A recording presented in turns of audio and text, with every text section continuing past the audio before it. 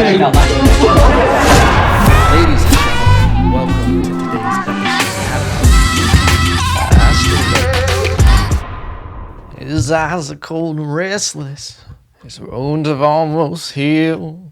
She gave half of Texas to change the way he feels. 'Cause she knows his love's a toss-up, and she knows he's gonna go. But it ain't no woman in flesh or blood, it's that damned old rodeo. Oh, well, it's buffalo wings and bars and bits and big old floppy tits. Ladies and gentlemen, welcome. You know what we do on Wednesdays, ladies and gentlemen? We get weird on Wednesdays. And guess what? Your boy's on that open road right now, okay? Listen, I have prepped this from the future. Your boy is coming from the future to the now to the past. And in the present, your boy is halfway to Texas, all right? It's going down right now to Texas. It's going down, down, baby. Listen to my podcast, maybe. Boom, boom, baby. Gonna be a cowboy.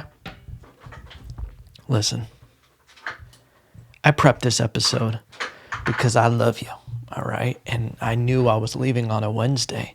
And I said, you know what? Fuck it. I can't leave the podcast listeners behind. The Evanites, the Lopezowitz. I don't know. I never have looked at people who start their own. They call their listeners something. I always think that's a weird flex when like influencers, their name's like Bobby, and they're like, "Hey, here come the baboons." And it's like, bitch, I didn't sign up to be a goddamn baboon. I just watch your YouTube videos every now and then, you know. Baboons would be great. Dude, if my name was Bobby, 100% the baboons. Logo of the podcast would be a goddamn baboon with my fucking face on it. Fucking Bobby. God damn it, that's a great name to have for a podcast. I was also thinking, what are names that you're never going to hear again? There's a few that are just never going to come around again. Like, I feel like Donald is done, right? Unless you got some QAnon people. They're like, well, Donald Trump, that's still my president. It's kind of crazy that there's still people who are like, yeah, that's the president. You just wait. You just wait, silly goose. You know? And they're just literally waiting. I see posts. You know what it is? This is what it is because I would sometimes let social media, like I'd read something, and the amount of stupidity I would read would hurt my brain. But then I realize as society progresses, we always have to up the ante. And I don't mean little Annie, you know, the orphan. The ante, it's always, the stakes always got to go higher, okay? Listen. That's just the nature of the beast. Sometimes when you're on social media or something and you start doing risque pictures and stuff, you're showing a little cleavage, it's always going to escalate. It's always, you got to look at the road ahead of you and be like, where is this going? Where's the finish line? How do I maintain this and keep up in it, you know? And it's the same thing with like people who put themselves in a wacky box where they're like, you know, comedians are like, I'm the guy with the tie on my head. You know, and they got a wacky bit about it, and they got little glasses that spin around in circles, and they go, yoinks, and they do that on stage. I hate everybody who brings props on stage, unless you're fucking Carrot Top. Actually, if you can pull it off, it's good. But my initial reaction when I see someone bringing props for a comedy set, I'm like, oh, God, here we go. This better be great. You gotta bring a goddamn puppet up there. But we always keep upping the ante. And the point I was trying to make is trolls on social media. Listen, it's not the same as it used to be. Back in the day, trolls used to just be like, oh man, this is really ugly. Like, you know, they would just, it was very surface level of hate, of talking shit, of, you know, It was right on the surface. Now trolls have to go to an even deeper level of writing certain comments. And it's like, it's becoming mental warfare on social media, because now people are becoming aware of it, where they're like, oh, here we have some Russian bots. When they start talking about these political things, like, I think half the people, probably like 70 or 80% of the people just talking shit on Twitter and Facebook and all these other applications, it's all just bullshit. It's all people who don't either feel that way, or they're just trying to move the momentum. They're trying to make it seem so polarized, you know? It's the idea that a group is only as good as their weakest wheel, you know, the squeaky wheel. There's a great quote about that with society, about how society's only as good as its bottom tier. It's the same thing with groups, where it's like, man, everybody wants to put Republicans in this box of, like, you know, QAnon and all this stuff based on the most fringe, far-right Looney Tunes that you can find. And there's accounts just trying to delegitimize these groups just based off of that. And you see it on the left too. We got some of the wackiest people ever on the planet on the left side calling for, you know, whether they're vegans or whatever they are, those fucking thorns in society, if you will. That's not my words, that's yours, okay? But you know, there's people out there trying to make vegans look worse than they are. And we kind of look at the, like, no matter what, you try to find the average of a situation. So we have the people who are like legit left-wing people, and then we have these fringe left-wing people that are pretty fabricated. And it's usually people just trolling, trying to either make a certain party look completely worse than it is, or, you know, they're just trying to troll. And it's like the next level trolling is just seeing how upset you can get people through politics by committing to the bit, not just these off the cuff comments that are just super obvious, but it's like you got to legitimize what you're saying at some point to weave it in there to make it seem like, oh, this might be a real person, you know? Shout out the internet for just making shit weird. But ladies and gentlemen, we are on our way to Texas right now. Okay, we're in the thick of it. We are driving on the road. You know, I did a test drive of a load of everything that fits in the truck. Listen, I'm bringing one F-150 because that's what you need in Texas. Gotta have that truck with a camper shell on it, and everything that fits in it is what is going to Texas. Okay, your boy is selling everything. Listen, I could sell fucking sand to a goddamn sand castle. All right? I'm good at flipping shit. Listen, when I moved here to Ventura, I found a goddamn patio chair out on the sidewalk. I just sold that shit for $50 on the same goddamn sidewalk a year later. My shit appreciates in value just because I owned it. I found an exercise bike next to the trash can. I flipped that bitch for $25. It appreciates. The shit that I buy and find for free appreciates like fine art. Okay? It's just what I do at the end of the day. But I'm starting over. Everything must go. All right? It's a cleanse, a complete cleanse. And I'm ready for it. Sometimes you just got to do it. Go out with the old, in with the new, you know? But obviously, this is the last episode within this podcast space. And, you know, if you have been listening to the podcast, I'm going to be living in an apartment for a little while the house is being built. And then we'll have our forever podcast studio. You know, I'm going to really invest in it. Try to get it up to speed. I've been waiting to build a custom computer till I was in Texas. But once I can do that, I can do a lot more broadcast stuff where I make the podcast more interactive, more features, better for you cool cats and kittens. All right. I got some big plans, and the end goal is to have a dedicated podcast studio where it's not in the home and it's just, I got this place where I go and I just handle business. All right. That's the overall dream. That's the overall goal while still doing stand-up comedy and everything. But I'm very excited for Texas. It's, I kind of always have been someone who I like to kind of jolt the system. After a while, I start feeling stagnant and I just go, well, I'm the fuck out of here. Got to find something new. I kind of always have always bet on pulling the crazy maneuver of kind of getting out of the comfort zone. I think it's good. And I think it's always served me well. From the same thing from when I, moved to college. When I first moved to Ventura, straight out of high school, it was kind of a thing where it was like, why are you moving to Ventura to go to a JC? And obviously, Ventura College at the time was the second fastest swim team in the nation. Bars, water, bars, aqua, bars.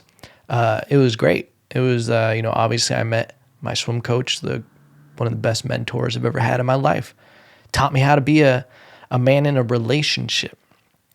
I think I've told this on the podcast before, but he's the one who taught me you never talk bad about the person that you're with, because at the end of the day, you're the one that chose that person. And it's a bad look to ever complain about the person you're dating. I never like it.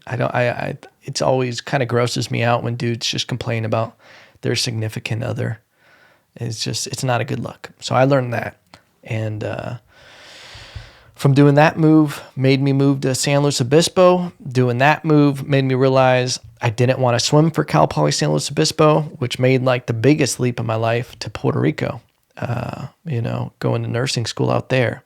And even when I moved back from Puerto Rico, it never felt like nursing was supposed to be my field. It's just not for me. It's always funny though, is because I got so many nurse Gaylord Fokker jokes because of Meet the Parents. For one, nursing is a very lucrative market. The industry is well paying, so it's nothing to make fun of. And not only that, when you're in nursing school, 95% of the people you're in contact with all day long are women. It's like going to a yoga class and you're just like, I found the holy Mecca. All I got to do is stand around and not be weird. And if you build it, they will come. Giggity. No pun intended. I remember that though. I went to my first yoga class in Ventura College when I was swimming there. I think I was like 18, 19. And I walk in and it's just all women. There's probably 60 people in the class, all women, except for one other dude in the class. And I remember we just look at each other from across the way and we just go, like we looked at each other like, holy shit, we in here.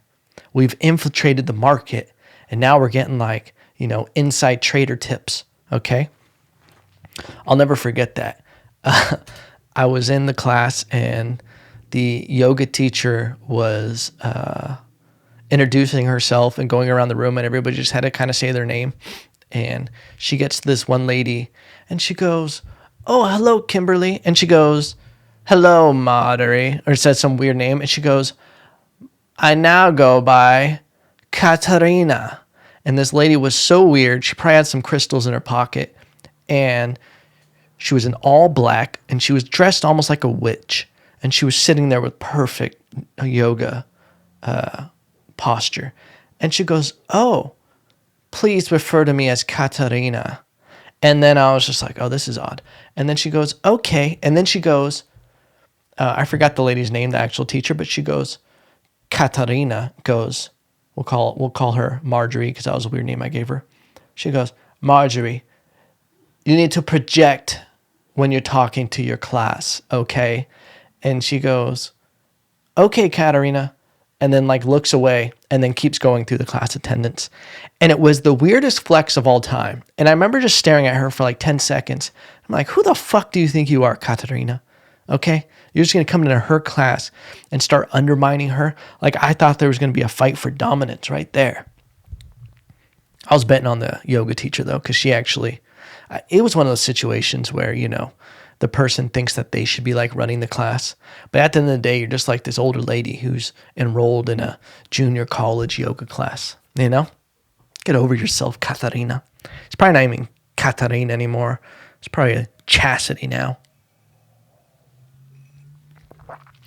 Or Chad. Why not? Do you, boo? Do you? But yeah, driving to Texas at this moment, there's a lot of mixed feelings. Some people think I'm going to be back. Some people are supportive, and some people just think it's like I don't know. There's like a lot of weird stuff with comedians moving to Austin.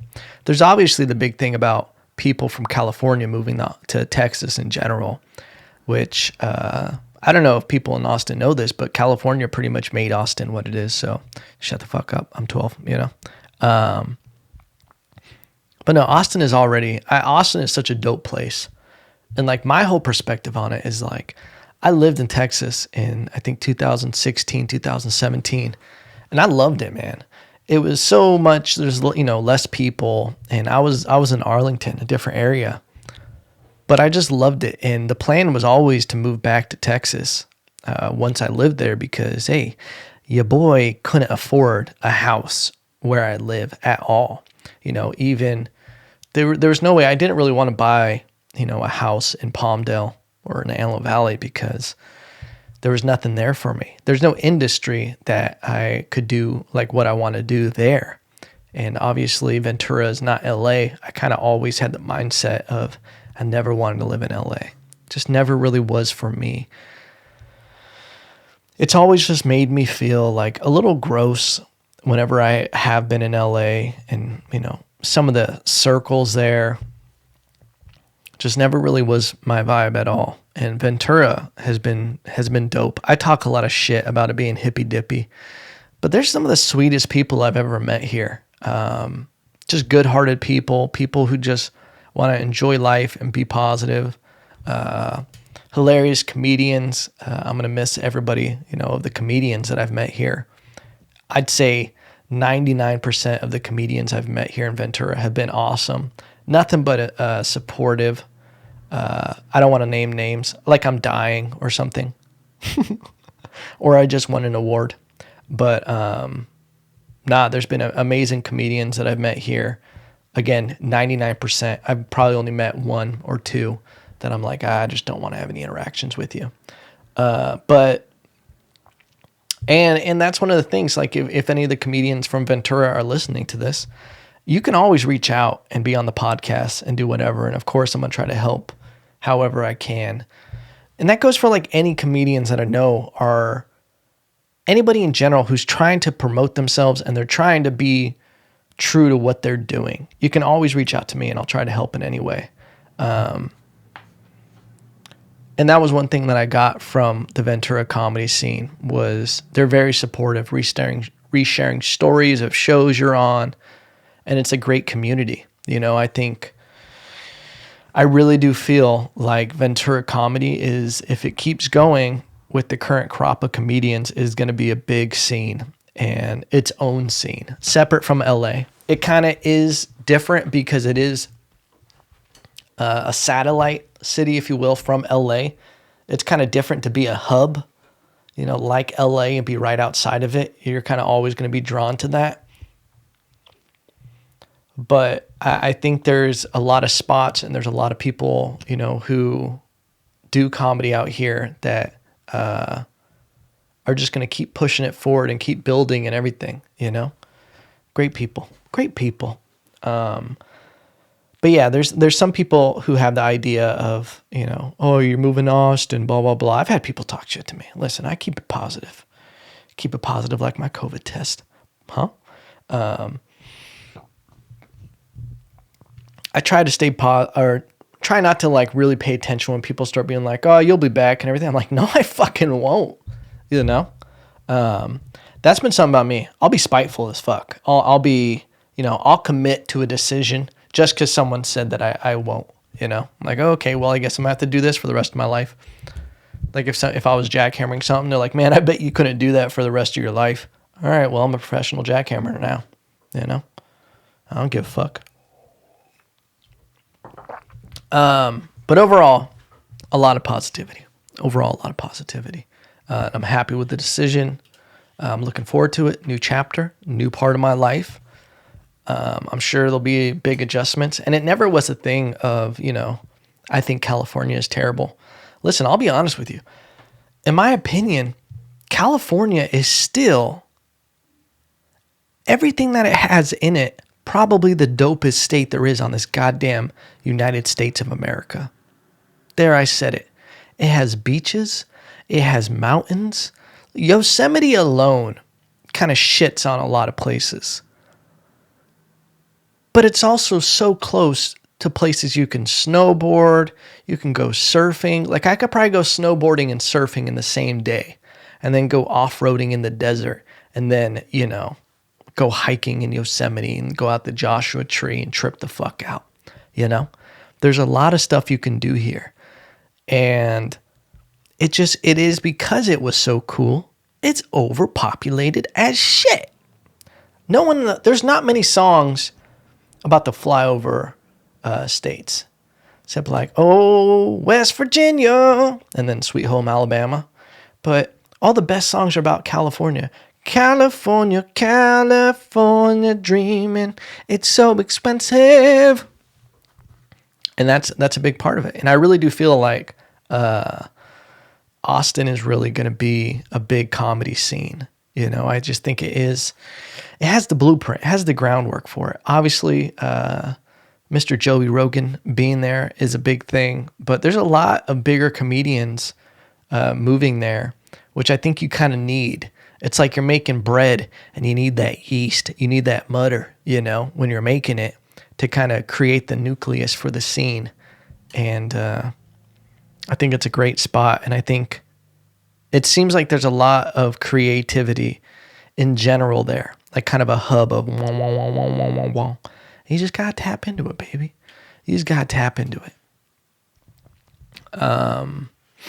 Speaking of COVID, though, I did get a COVID test this morning. And just because I'm going to be around family and everything, and just, you want to make sure you're good. But I was in and out of this COVID testing place. This is the first time I've gotten it done, ever. My first COVID test. And I was in and out within 5 minutes, maybe even less. And I had to stick that goddamn Q-tip up my nose so goddamn far. Pretty sure when I pulled it out, had a little blood on it, okay? Because I actually did it to myself, but the lady was directing me how to do it. And I'm just like, ugh. And then my fucking eyes are watering like I'm fucking deep throating this goddamn Q-tip with my goddamn nostril. My left one is never going to be the same. My right one has a bit of a gag reflex, and my left one is it just took it, but it was painful, It's painful. I'll never get that experience back again. But yeah, I think the number one thing that moving does for me, I think it's just been crazy. It's been a crazy year. I got engaged and I was kind of planning on moving. Probably less than now it's crazy how this pandemic has kind of put everything in a perspective of a year ago, we were already in the pandemic. So it's not like I can just say a year ago. Profound stuff I'm dropping on the podcast today. Probably like 6 months before the pandemic, I was already talking about possibly moving to Texas. And I think I had told someone that I was planning on proposing this year. But the pandy just put everything in perspective,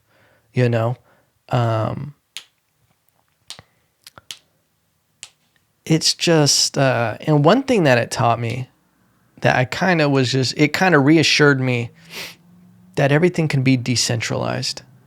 I'm not talking about cryptocurrency, relax. It can be decentralized with the internet. which is why ultimately I love the internet. Besides all the great porn that's on it, you can literally do whatever the fuck you want to do. You could learn any skill that you want to learn with discipline. That's all it takes. Like, how dope is that? That you don't have to go to college. There's no barrier to entry to any field that you're interested in. And obviously there's a few like nursing and being a doctor and stuff that you have to get certified for. But for the most part, you can learn any skill set from the internet. You could start your own business from scratch today. You could Google. And this is how I started a lot of my side hustles and the way that I make money and able to do it with the internet. I would just Google top 10 ways to make money with the internet. And I'd start like sifting through, different ways to do it. And, oh, what's this? What's that? Oh. And then I would look at like how much time am I going to invest versus the ROI, return on investment of how much time I dedicate to learning this and how much will it become automated. And that's kind of the way I've built my business model. And there's been a few people that have talked to me and asked me, and I swear I'm not making this up. When people are like, here, everybody's asked me about my skincare routine. I've had a few people reach out for me to talk, to go more in depth about how I make money and what I do. And I suck an old guy's dick, okay? That's just what it is, ladies and gentlemen. I'm a gold digger. No, that's just for fun. I don't make any money off of it. I do merch on demand, like print on demand, pods. If you just Google print on demand, you'll see what I do. And I do a lot of graphic design and I sell on different marketplaces. And for me, it's the ultimate passive income.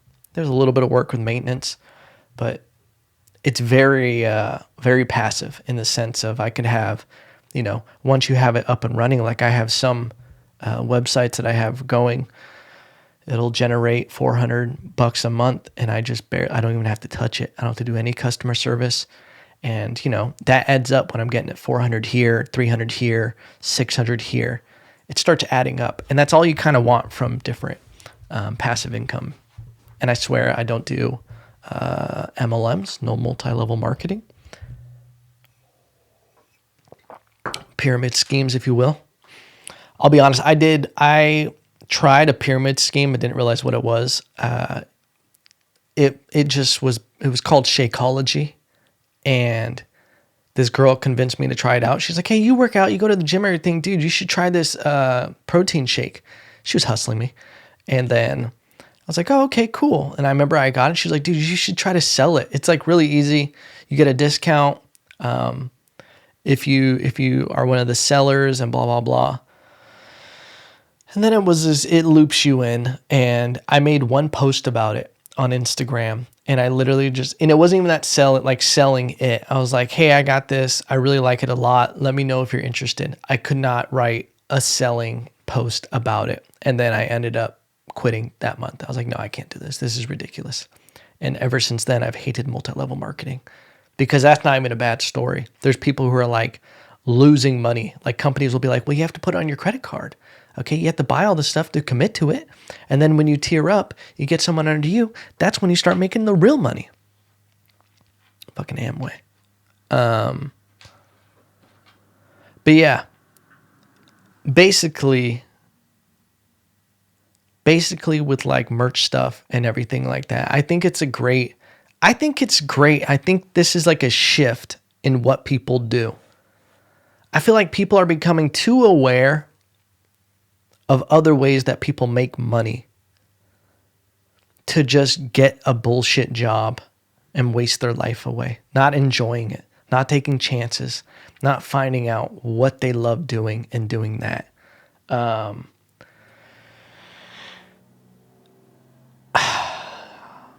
know people who enjoy their job and they kind of have a job for the weekend. I feel, like there's a lot of people who think they can't do something else. They kind of get stuck. They get obligations and everything like that, which is why I think it's important. I know my demographics, okay? I see the numbers. A lot of you guys are younger, okay? Y'all just some kids above 18. I actually don't think it would even show me if I had under 18. That'd be kind of weird. This isn't the podcast for you, okay? Come back when you're of legal age to be hearing this shit. But I think figuring out, I did a podcast with Marley, shout out to Marley, and we talked a lot about figuring out what you enjoy doing and spending time doing that. And then also not falling for this fad of you can be anything you want to be in the world. It's great, but I think the literal sense of it is terrible. It's going to give someone paralysis by analysis, and they're never going to commit to any field or anything if they don't completely zone in on something. You got too many tabs open in your browser. You know what I'm talking about, fellas. All right? You got to commit to something.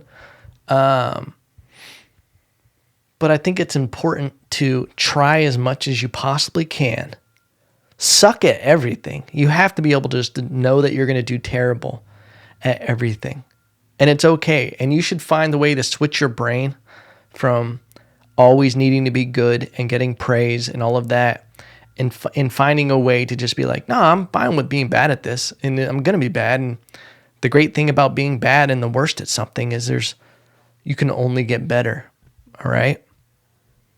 And it's like through that process, not only do you get appreciation, but it makes it that much sweeter when you do start excelling at things. And when you do find what you're looking for and what you enjoy doing. I think it's horseshit to tell kids, you can be anything. Just, you're going to be great at whatever you do. So it's like when reality sets in and you're just like, oh no, I'm terrible at this. I guess I suck. Something's wrong with me because I'm terrible at this. And it's unfortunate, I don't know how we got on this weird path, ladies and gentlemen. We just went down there. Listen, your boy is driving to Texas right now. We're driving to Texas. We're definitely in Arizona at this time. Okay. But I just wanted to make sure that I didn't just leave y'all without a podcast. This is the Goodbye California episode. I'm going to miss you, California. Okay. I'm going to miss you so fucking much. Everybody that's inside of you. I'll miss you. A lot of y'all that are still inside of California, go fuck yourself. Okay. But some of you, I love you. All right? And that just is what it is. All right? I'm just being honest with you, ladies and gentlemen.